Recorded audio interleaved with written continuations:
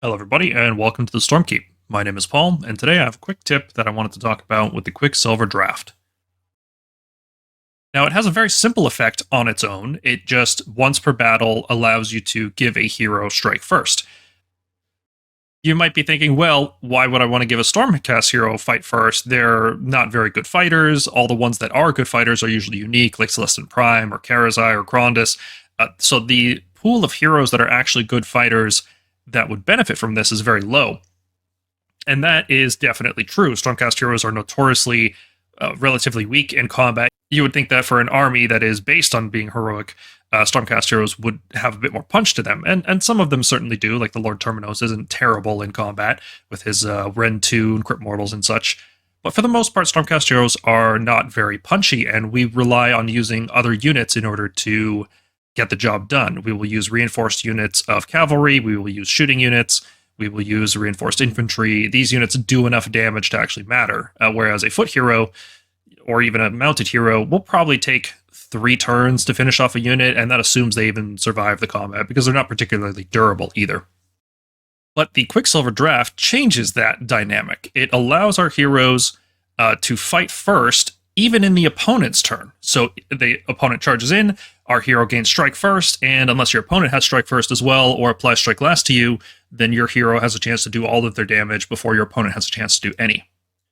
And this works very well when you combine it with one of these, what we call fight with me reaction abilities.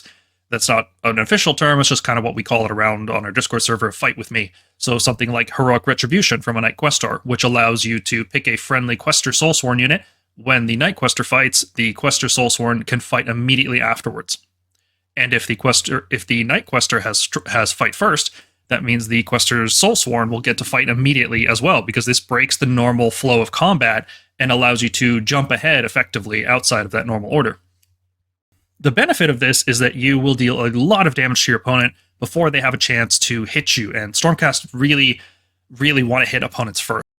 Our health totals are fairly low, although we do have a 3-up save. We don't have very good access to wards. We can only revive 1 unit once per game, so we're not like a super grindy army. We are a positioning combat trick kind of army, and this is our very good combat trick. So let me break down how this works in terms of the rules, because even though it has been officially explained in the FAQ, I think people may still be getting this wrong or contesting it in some way, saying, oh no, that doesn't work like that. Well, here is how it works. So, in the combat phase, you use the Quicksilver Draught with a hero that has one of these Fight With Me reaction abilities. That hero is picked to use Fight, and as a reaction to them being picked, they activate their Fight With Me reaction. Okay? Then, as per Section 19 in the rules, units can't be picked to fight if there are any units with Strike First that are eligible but haven't yet been picked. And once you've picked the hero to fight, that condition is satisfied. So now you can pick another unit that doesn't have Strike First. Normally, you wouldn't be able to pick a unit unless they had Strike First as well, because the rules for Strike First is that units can't be picked if there are no eligible units without Strike First. So, hero is picked, condition is satisfied, you can pick a unit, and the unit can pile in and fight. So the hero then resolves their fight ability, which means hit rolls, wound rolls, save rolls, and then the unit immediately gets to fight as well. Now remember, as per Section 17 in the rules, fight is considered resolved after save rolls, but before damage allocation. So no damage is done, and no models are removed until after both of these units fight. So you can't do something like wipe out a screen with a hero and then pile in past the screen, because the screen is still there. All of this happens in like a mini step of the game. Like it gets added to the chain, and the chain has to be resolved, you know? Now, after both of these units fight, the normal combat order then resumes, which means in your turn, you can chain together 3 units to fight before your opponent can fight back. You can fight first with a hero, the hero can use a reaction to pull in a unit into combat, and then it's your turn, so you get to pick the first unit in the normal combat order to fight. Whereas in your opponent's turn, you can use this to deal huge damage before your opponent has a chance to hit you. So for example, let's say we have a Lord Celestant and 6 Grand Hammer Annihilators, and your opponent charges in. The Lord Celestant gains Strike First. He attacks, and then pulls the unit of Annihilators into combat, who can deal a lot of damage, even during your opponent's turn, usually wiping out anything that could possibly charge them. This is a very potent combo, but I will also warn you that there are some counters to it that exist. Because of the peculiarities of the rules that allow it to work, this combo will fail if your opponent has strike first, because if there is a unit on the table that has strike first that is eligible to fight, you cannot pick a unit that doesn't have strike first with the reaction. This can also fail if either the hero or the unit gains strike last, because if you have both strike first and strike last, they just cancel out. No, any amount of strike first and strike last cancel each other out, which means you can no longer use this to fight at the start of the combat phase before your opponent has a chance to. And of course, the hero can be killed, right? The hero could always be sniped out with magic, or with shooting, or with charged mortal wounds. There's lots of ways to kill the hero before the combat phase starts. And if he's not able to activate this combat phase ability, they're not able to gain fight first, they're not able to fight, they're not able to trigger the reaction, and the whole thing falls apart. So you need to be very careful about that. And since you are using an artifact to enable this combo, you can't also use the mirror shield to protect you from shooting. So now that we know how it works, let's talk about which units are actually typically involved in this kind of combo. These are the 4 main heroes that have Fight With Me abilities that can use the Quicksilver Draught. There is, of course, Vandus Hammerhand as well, but since he's unique, he can't use the Quicksilver Draught, so we're not going to be talking about him. Out of these 4, I think the Night Quester is certainly the worst. While Quester Soulsworn are a good unit, the Night Quester is not, and spending points and an artifact in order to bring him into your list to make a unit of Questers fight immediately is very questionable.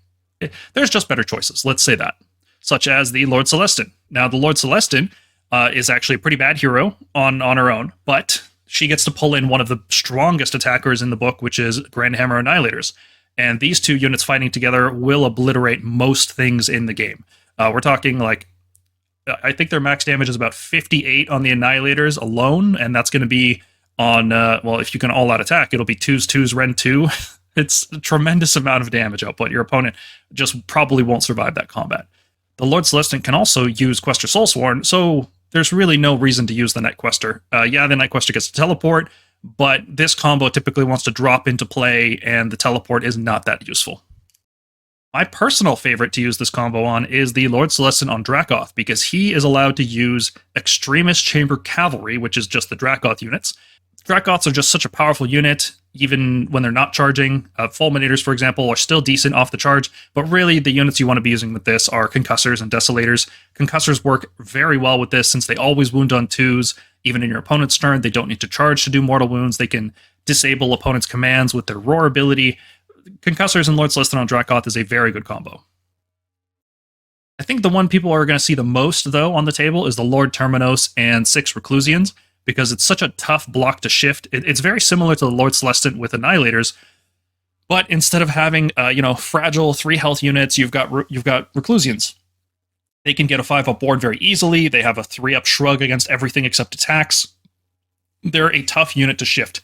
The Lord Terminos also gives them +1 hit, which means they're going to be on 2s and 3s when they slap back, and he also gives them a control bonus. So it's a great little package that goes well together.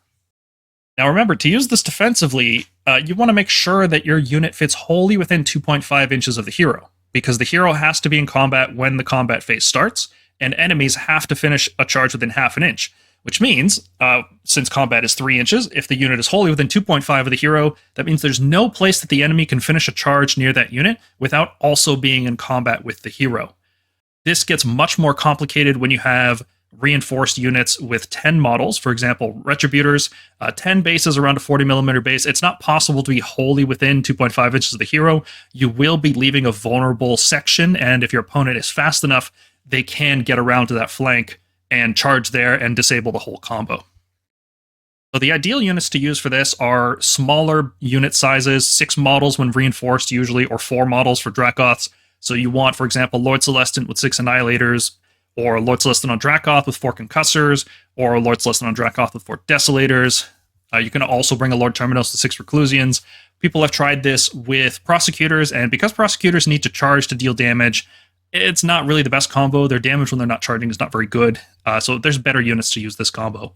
So let's start thinking tactically. Where does this fit into a list? Where does this fit into a game? Well, here's just a little recreation. A very common strategy is you can just drop a unit directly on top of an objective. In this case, you'll have to excuse me, I don't have painted Reclusians at home, so we're just going to deal with my sub-assembly ones here. You drop a Lord Terminus on an objective through Signs of the Storm, and you drop the Reclusians around him.